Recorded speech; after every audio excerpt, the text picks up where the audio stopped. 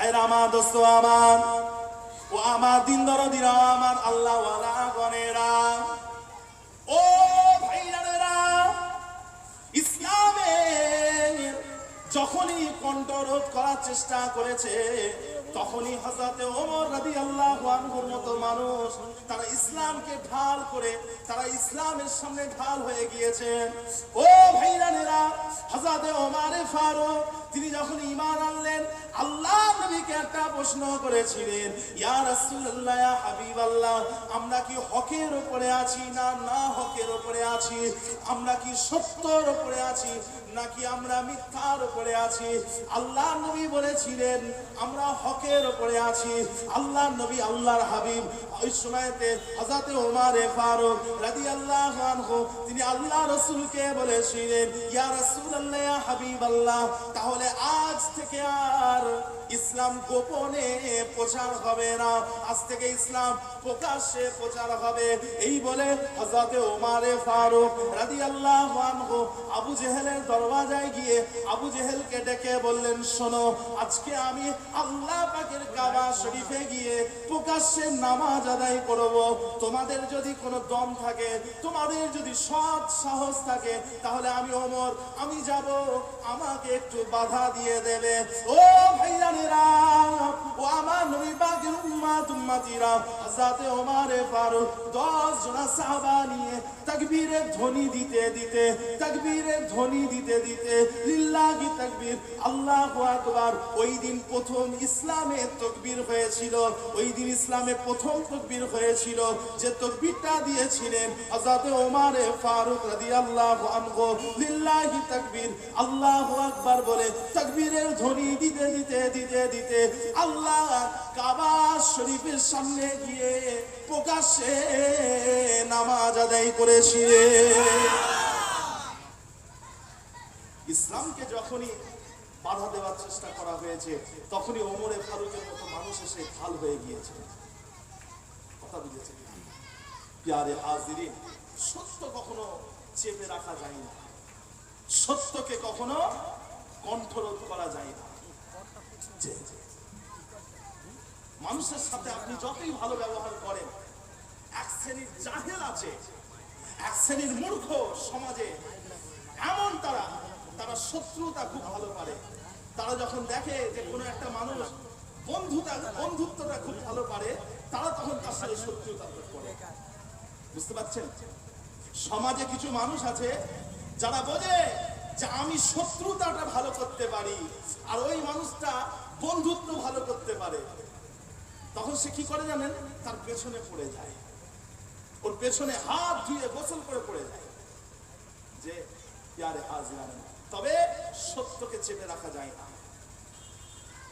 যে প্যারে হাজিরিন, মুজাদ্দিদে জামান দাদা হুজুর পীর কেবলা রহমাতুল্লাহ আলাইহি তিনি একটা কথা বলেছিলেন যে তোমাদের মধ্যে যদি কোনো বিষয়ে যদি মতনৈক্য হয়, মতপার্থক্য হয়, একে অপরের মধ্যে যদি মতপার্থক্য হয়, তোমরা সেটাকে চার দেওয়ালের মাঝখানে মিটিয়ে নাও, ঘরে ঘরে মিটিয়ে নাও, নিজের ঘরের মধ্যে মিটিয়ে নাও। আর আজকে সমাজে কি হচ্ছে? কি হচ্ছে সমাজে? একজন আলেম মাইকে উঠে আরেকজন আলেমের বিরুদ্ধে বলছে, আরেকজন আলেম আরেকজনের বিরুদ্ধে বলছে। কথা বুঝতে পারছেন না? কত রকমের শত্রুতা মানুষ করতে পারে। একজন আলেম আরেকজন আলেমের বিরুদ্ধে বলছে। প্যারে হাজিরিন, কি কঠিন সময় পড়ে গেছে, অথচ তাকে বলা হচ্ছে যে ও আমার ভাইজান, আপনার সাথে আমার এই বিষয়ে মতপার্থক্য হচ্ছে, আসেন বসি, একসাথে বসি, আমার ভুল হলে আমি মেনে নেব, আমার ভুল হলে আমি মেনে নেব, আপনার ভুল হলে আপনি মেনে নেবেন। কিন্তু সমাজের কিছু পীরজাদা, সমাজের কিছু মৌলানা, সমাজের কিছু আলেম তারা কি করছে? নিজের ঘরের ভাইটাকে নিয়ে সোশ্যাল মিডিয়ায় কত রকমের কটু কথা বুঝেছেন না? প্যারে হাজিরিন, এত কথা বলার প্রয়োজন ছিল না। কালকে রাত্রিবেলায় এমন একটা জিনিস আমি দেখলাম, আমার আব্বা জান জনাব মোহাম্মদ আবু তাহের সিদ্দিকী, ছোট হুজুর পীর কেবলার সব থেকে ছোট ছেলে, আমার আব্বাকে শয়তান বলেছে। হ্যাঁ, জনৈক পীরজাদা শয়তান বলেছে, বলেছে শয়তান, আমার বাপকে বলেছে শয়তান, নিজের চাচাকে বলছে শয়তান। বুঝতে পেরেছেন? নিজের চাচাকে বলছে শয়তান। কথা বুঝতে পেরেছেন?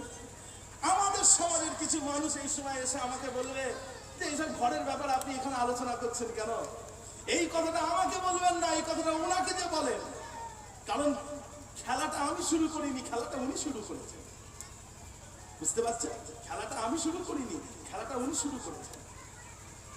যে ইয়ারে হাজিরিন, মূর্খ মাওলানা, মূর্খ, পড়াশোনা করেনি। গোটা পৃথিবীর আলেম যে বিষয়ে ঐক্যমত হয়ে গেছে, যে যেটা আল্লাহ রসুলের মুজিজা, সেটাকে এরা অস্বীকার করছে। যেটা আল্লাহ রসুলের মুজিজা, সেটাকে অস্বীকার করছে। জানে না কোথায় হাত মেরেছে, কোথায় হাত মেরেছে জানে না। আল্লাহ রসুলের যেটা মুজিজা, সেটাকে এরা অস্বীকার করছে। সমাজের আলেম এদিকে খেয়াল করে ভাইজান, এদিকে খেয়াল করে। আল্লাহ রসুল, আল্লাহর হাবিব সাল্লাল্লাহু আলাইহি ওয়াসাল্লাম, তিনি উম্মি ছিলেন, উম্মি নবী, উম্মি। আল্লাহর নবী কি বলেন? উম্মি নবী। আল্লাহ রসুল নিজে মুখে বলেছেন যে আমরা হলাম উম্মি, আমরা লিখি না, আমরা হিসাব করি না। আল্লাহ রসুল সারাটা জীবনে কেউ দেখাতে পারবেন না যে আল্লাহ রসুল কোথাও লিখেছেন, কোথাও লিখেছেন কেউ দেখাতে পারবেন না। কথা বুঝেছেন? আল্লাহ রসুল ওটাই বলতেন যেটা আল্লাহ নবীর উপরে ওহী নাযিল হতো। অথচ আল্লাহ পাক রব্বুল আলামিন আমার আপনার নবী পাককে সমগ্র জাহানের সব থেকে বড় শিক্ষক, সব থেকে বড় উস্তাদ করেছেন আল্লাহ রসুলকে। কথা বুঝেছেন না? আল্লাহ নবী হলেন সব থেকে বড় শিক্ষক। ইয়ারে হাজিরিন, হযরতে কাজী আয়াজ রহমাতুল্লাহ আলাইহি, কাজী আয়াজ রাহমাহুল্লাহ, দুঃখিত, হযরতে যিনি তাফসীরে কাবির লিখেছেন, হযরতে ফখরুদ্দিন রাজি রহমাতুল্লাহ আলাইহি, যিনি তাফসীরে কাবির লিখেছেন, এমন একজন পণ্ডিত ছিলেন হযরতে ফখরুদ্দিন রাজি। তার ব্যাপারে বলা হয় তিনি যদি আউযুবিল্লাহর যদি মাসালা বার করতেন তাহলে 10,000 মাসালা বার করতে পারতেন। সেই হযরতে ফখরুদ্দিন রাজি রহমাতুল্লাহ আলাইহি তিনি বলেছেন যে আল্লাহ রসুল উম্মি ছিলেন। আল্লাহ রসুল উম্মি ছিলেন, তার কারণ, আল্লাহ রসুল উম্মি ছিলেন তার কারণ হলো যদি আমার আল্লাহ নবী যদি উম্মি না হতেন, মক্কার মানুষেরা তারা বলতো যে রসুল তো বানিয়ে বানিয়ে কোরআন বলছে। বুঝতে পারছেন না? রসুল তো বানিয়ে বানিয়ে কোরআন বলছে। সেই জন্য আল্লাহ পাক রব্বুল আলামিন আল্লাহ রসুলকে উম্মি করেছিলেন। মূর্খ মাওলানা কিছু বোঝে না, কিতাব পড়েনি। তোমার যদি সৎ সাহস থাকে, তোমার যদি সৎ সাহস থাকে তাহলে বসো না। তোমাদেরকে তো 10 দিন টাইম দেওয়া হয়েছিল, 10 দিন টাইম দেওয়া হয়েছে এদেরকে, 10 দিন। এরা এই 10 দিনে আসেনি, এদেরকে বলা হয়েছিল 10 দিন আসেন, একদম দরবারের মাঝখানে বসে বাহাস হবে, আলোচনা হবে। এরা আসেনি, এরা আসেনি। এরা শুধু মাইকে উঠে জলসায় গিয়ে বড় বড় ফড়ংবাজি দিচ্ছে, কিচ্ছু জানে না। বুঝতে পেরেছেন? কিছু জানে না। ইয়ারে হাজিরিন, এই কিছু কিছু কলঙ্ক তারা আমাদের সিলসিলাটাকে ধ্বংস করে ফেলছে। কিছু কিছু কলঙ্ক, কেউ বেরেলির প্রচার করছে, কেউ ওয়াহাবির প্রচার করছে, কেউ দেওবন্দির প্রচার করছে। আমাদের সিলসিলার ব্যানারে ইসলাম, আমাদের দাদা হুজুর রহমাতুল্লাহ সিলসিলার বদনাম করছে। মুসলমান খুব সাবধান থাকবেন।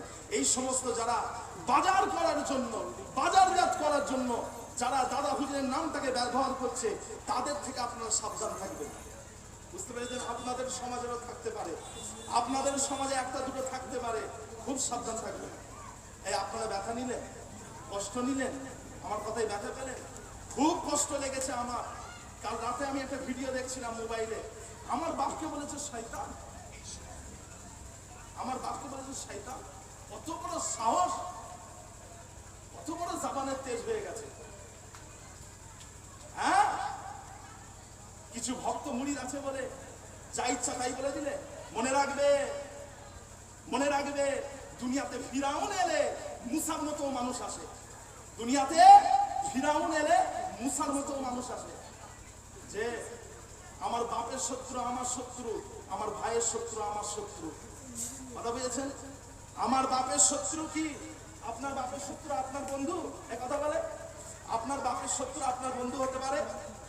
হ্যাঁ, আপনার বাপের শত্রু আপনারও শত্রু, আপনার ভাইয়ের শত্রু আপনারও শত্রু। খুব সাবধান। হ্যাঁ, ভাইয়ে ভাইয়ে, ঘরে ঘরে ভাইয়ে ভাইয়ে মিল মোহাব্বতের সাথে থাকবেন। হাঁড়ি পাশাপাশি থাকলে ঠোকাঠুকি হবে। দুটো হাঁড়ি পাশাপাশি থাকলে কি হয়? একটু ঠোকাঠুকি হয়। ভাইয়ে ভাইয়ে মিল মোহাব্বত করে থাকবেন। হ্যাঁ, মিল মোহাব্বত করে থাকবেন। প্যারে হাজিরিন, ভাইয়ের শত্রু হচ্ছে আপনার শত্রু, বাপের শত্রু হলো আপনার শত্রু। আল্লাহ পাক আমাদেরকে হেফাজত করেন। বলুন না আল্লাহুম্মা আমিন। অসুবিধা হচ্ছে? কথা বলেন না। আমি একটু অন্য বিষয়ে চলে গেলাম, আমি একটু কথা বলতে বলতে অন্যদিকে চলে গেলাম। যাই হোক, যে কথা বলছিলাম, সত্যকে কখনো চেপে রাখা যায় না, এদিকে খেয়াল করো ভাইরা আমার, দোস্ত আমার, ও ভাইরানেরা, ও আমার নবী পাকের উম্মত উম্মতিরা, মক্কা শরীফ থেকে বাইরের জগতে যাওয়া একমাত্র রাস্তা, মক্কা থেকে অন্য দেশে যাওয়ার একটাই মাত্র রাস্তা ছিল, যে জায়গাটার নাম হচ্ছে ওয়াদ্দান উপত্যকা।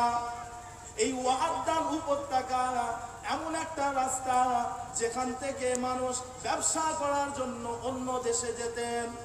ও ভাইরানেরা, ওই ওয়াদ্দান উপত্যকায় বড় বড় ডাকাতেরা তারা বসবাস করত, বড় বড় ছিনতাইকারীরা তারা বসবাস করত, যারা ব্যবসা করার জন্য অন্য দেশে যেত বা ব্যবসা করে যারা ফিরে আসতো তাদেরকে তারা ছিনতাই করে নিত, ডাকাতি করে নিত। বুঝতে পারছেন? ডাকাত, বড় বড় ডাকাত। তা ভাইজান, ওই ডাকাতদের মধ্যে থেকে, তাদের মধ্যে থেকে একজন মানুষ ছিলেন যার নাম হচ্ছে জুনদুব বিন জুনাদা। কি নাম? জুনদুব বিন জুনাদা একজনা মানুষ, তিনারা বাড়ি ওখানে ওয়াদ্দান উপত্যকা, যেখানকার মানুষ ডাকাতি করছে। তো ভাইজান, এই জুনদুব বিন জুনাদা তিনি কিন্তু মক্কাবাসীরা যে মূর্তি উপাসনা করত তিনি এটা পছন্দ করতেন না, আর মানুষকে যে ছিনতাই করে নিত তিনি এটা পছন্দ করতেন না। তিনি অপেক্ষা করছিলেন কবে একটা ধর্মের তিনি খবর পাবেন, কবে একটা দিনের খবর পাবেন যেটা হবে বিবেক সম্পন্ন, যেটা হবে বিবেক সম্পন্ন, জ্ঞান দিয়ে মেনে নেওয়া যায়।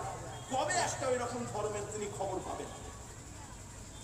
ভাইরা আমার, দোস্ত আমার, ও ভাইরানেরা, ও আমার নবী পাকের উম্মত উম্মতিরা, এই জুনদুব বিন জুনাদা খবর পেয়ে গেলেন আল্লাহ নবী ইসলামের প্রচার করছেন।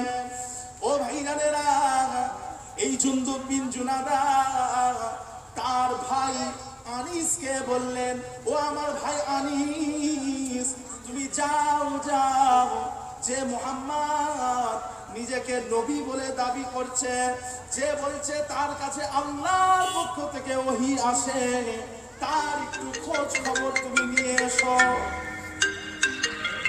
তার একটু খোঁজ খবর নিয়ে এসো। প্যারে হাজিরিন, ওই আনিস, জুনদুব বিন জুনাদার ভাই আনিস, সে চলে গেলেন আল্লাহ রাসূলের কাছে, গিয়ে খোঁজ খবর নিয়ে আল্লাহ রাসূলের কাছে খোঁজ খবর দিয়ে ভাইয়ের কাছে গেলেন জুনদুব বিন জুনাদা। জুনদুব বিন জুনাদাকে গিয়ে বলছে, ও আমার ভাই, আমি দেখে এলাম এমন একজন ব্যক্তি যিনি যাই কথা বলেন সব কথাই কবিতার মতো। আল্লাহ রাসূলের ব্যাপারে বলছে যে আল্লাহ রাসূল যাই বলেন তাই কবিতার মতো মনে হয়। এদিকে খেয়াল করেন, আপনারা কিন্তু চমৎকার করছেন, এদিকে খেয়াল করেন। তা ভাইজান, কোরআন শরীফ কবিতার মতো। আলহামদুলিল্লাহি রাব্বিল আলামিন, আর রহমানির রহিম, মালিকি ইয়াউমিদ্দিন, ইয়্যাকা না'বুদু ওয়া ইয়্যাকা নাস্তাঈন। দেখেন কেমন কবিতার মতো। তা আনিস তার ভাই জুনদুব বিন জুনাদাকে বলছে যে আমি মুহাম্মদ সাল্লাল্লাহু আলাইহি ওয়াসাল্লামকে দেখলাম যে তিনি যাই বলেন কবিতার মতো। তখন ওই জুনদুব বিন জুনাদা তার ভাইকে বললেন, যে মক্কার মানুষ তার ব্যাপারে কি বলে, মক্কার মানুষ তার ব্যাপারে কি বলে। তখন ওই আনিস বললেন যে মক্কার মানুষ বলে যে তিনি নাকি একজন কবি, একজন জাদুকর এবং একজন গণক। বলে নাউজুবিল্লাহ। আল্লাহ রাসূলকে বলছে তিনি নাকি একজন কবি, গণক, জাদুকর। ভাইরা আমার, দোস্ত আমার, ও ভাইরানেরা, এই জুনদুব বিন জুনাদা আল্লাহ রাসূলের কাছে যাবেন বলে সিদ্ধান্ত নিলেন। ওই সময়তে উনার ভাই আনিস উনাকে বললেন, ও আমার ভাই, আপনি আল্লাহ রাসূলের কাছে যাচ্ছেন ঠিক আছে, কিন্তু একটা কথা মনে রাখবেন, মক্কার মানুষকে আপনি জানাবেন না, মক্কার মানুষকে আপনি বলবেন না যে আপনি আল্লাহ রাসূলের সাথে দেখা করতে এসেছেন। কেননা মক্কার মানুষ যদি জানতে পারে আপনি আল্লাহ নবীর কাছে এসেছেন, তাহলে তারা আপনাকে মারধর করবে। ও ভাইরানেরা, এই জুনদুব বিন জুনাদা তিনি ওই ওয়াদান উপত্যকা থেকে মক্কা মুকাররমার দিকে যেতে লাগলেন, মক্কার দিকে যেতে লাগলেন। মক্কা শরীফে এসে আল্লাহ পাকের কাবা শরীফের কাছে বসে রইলেন। কাবা শরীফের কাছে চুপ করে বসে আছে, কিন্তু আল্লাহ রাসূলকে দেখতে পাচ্ছেন না, আল্লাহ রাসূলকে চেনেন না। কথা বুঝেছেন? তা ভাইজান, একদিন হয়ে গেল, রাত হয়ে গেল, রাত হয়ে গেছে, আল্লাহ রাসূলের সাথে এখনো দেখা হচ্ছে না। এমন সময় ওই জুনদুব বিন জুনাদা দেখলেন তার কাছে একজন মানুষ এসেছেন। তিনি আর কেউ নয়, তিনি হলেন হযরতে আলী রাদিয়াল্লাহু আনহু। হযরতে আলী রাদিয়াল্লাহু আনহু তিনি কি করলেন, ওই মানুষটাকে নিয়ে তিনি ঘরে চলে গেলেন। ওই জুনদুব বিন জুনাদাকে নিয়ে ঘরে চলে গেলেন। ঘরে গিয়ে ওই মানুষটার খেদমত করলেন, খেতে দিলেন, মেহমানদারি করলেন, আর বললেন আপনি রাত্রিবেলা এখানেই থাকেন। পরের দিন সকালে ওই জুনদুব বিন জুনাদা আবার আল্লাহর কাবা শরীফের কাছে চলে গেলেন, কিন্তু আল্লাহ রাসূলকে দেখতে পেলেন না। রাত হয়ে গেল, আবারও আলী রাদিয়াল্লাহু আনহুর সাথে দেখা হয়ে গেল। আলী রাদিয়াল্লাহু আনহু দ্বিতীয় দিনে ওনাকে আবারও ঘরে নিয়ে যে মেহমানদারি করলেন, রাত্রিবেলা ওখানে ঘুমানোর ব্যবস্থা করে দিলেন। তৃতীয় দিনে হযরতে আলী রাদিয়াল্লাহু আনহু তৃতীয় দিন রাত্রিবেলা তিনি আবারও দেখলেন যে ওই জায়গায় ওই মানুষটা আবারও বসে আছে। হযরতে আলী রাদিয়াল্লাহু আনহু ওই মানুষটাকে নিয়ে ঘরে গেলেন। ঘরে গিয়ে আবারও মেহমানদারি করলেন। মেহমানদারি করার পরে হযরতে আলী রাদিয়াল্লাহু আনহু ওই লোকটাকে জিজ্ঞাসা করলেন, আচ্ছা ভাই, আপনি এখানে কেন এসেছেন? আপনি এখানে কেন এসেছেন? কোথা থেকে এসেছেন? কথা বুঝেছেন? এই জুনদুব বিন জুনাদা চিন্তা করছেন, যদি আল্লাহ রাসূলের কথা বলি আর যদি মারধর করে, খুব চিন্তা করছেন। তো জুনদুব বিন জুনাদা আলী রাদিয়াল্লাহু আনহুকে বললেন যে আমি আপনার কাছে যেটা চাইবো সেটা আপনি আমাকে দেখিয়ে দেবেন। এটা আপনাকে আমার কাছে কসম খেতে হবে। আপনি আমার কাছে কসম খাবেন যে আমি আপনার কাছে যেটা দেখতে চাইবো ওটা আপনি দেখিয়ে দেবেন। এটা আপনাকে কসম খেতে হবে, তাহলে আমি বলবো। হযরত আলী রাদিয়াল্লাহু আনহু তিনি বলেন, ঠিক আছে, আমি কসম খাচ্ছি। ওই সময়তে জুনদুব বিন জুনাদা হযরত আলী রাদিয়াল্লাহু আনহুকে বলেছিলেন, ও আলী রাদিয়াল্লাহু আনহু, আমি মুহাম্মদ সাল্লাল্লাহু আলাইহি ওয়াসাল্লামের সাথে দেখা করতে এসেছি, আমাকে একবার আল্লাহর নবীর সাথে সাক্ষাৎ করিয়ে দেন। হযরত আলী রাদিয়াল্লাহু আনহু তিনি মুচকে হেসে ফেললেন। তিনি জুনদুব বিন জুনাদাকে বলেছিলেন, আল্লাহর কসম, মুহাম্মদ সাল্লাল্লাহু আলাইহি ওয়াসাল্লাম তিনি হলেন আল্লাহ পাকের সত্য নবী। আমি তোমাকে আগামীকাল আল্লাহ রাসূলের সাথে সাক্ষাৎ করিয়ে দেব। আমি আগামীকাল তোমাকে আল্লাহ রাসূলের সাথে সাক্ষাৎ করিয়ে দেব। কে বলছে?